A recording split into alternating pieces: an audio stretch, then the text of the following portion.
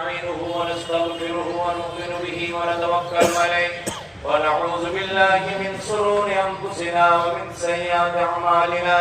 من يهده الله فلا مضل له ومن يضلله فلا هادي له ونشهد أن لا إله إلا الله وحده لا شريك له ونشهد أن سيدنا وحبيبنا ومولانا محمدا عبده ورسوله الذي أرسله بالحق بشيرا ونذيرا وداعيا إلى الله بإذنه وسراجا منيرا فقد قال الله تعالى في شان حبيبه صلى الله عليه وسلم آمرا ومخبرا إن الله وملائكته يصلون على النبي يا أيها الذين آمنوا صلوا عليه وسلموا تسليما اللهم صل على محمد وعلى آل محمد كما صليت على إبراهيم وعلى آل إبراهيم إنك حميد مجيد اللهم بارك على محمد وعلى آل محمد كما باركت على إبراهيم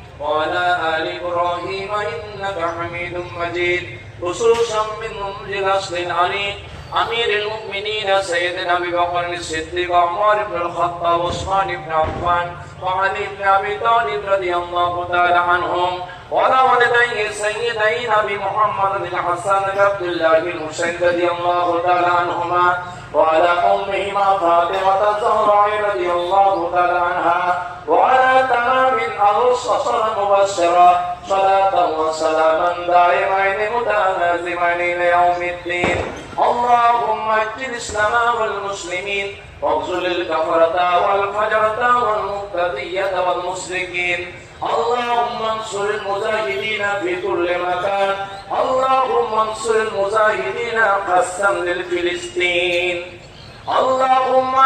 أحكم وعادم فيها نظام الإسلام اكتب اللهم الستر والسلامة والعافية علينا وعلى عبادك الحساد والغزاة والمسافرين في برك وبحرك من أمة محمد أجمعين ربنا تقبل صلاتنا وصيامنا وقيامنا وتلاوتنا وركوعنا وسجودنا كما تقبلت من النبيين والصديقين والشهداء والصالحين سبحان ربك رب العزة عما يصفون وسلام على المرسلين والحمد لله رب العالمين أعوذ بالله من الشيطان الرجيم إن الله يأمر بالعدل والإحسان وإيتاء ذي القربى وينهى عن الفحشاء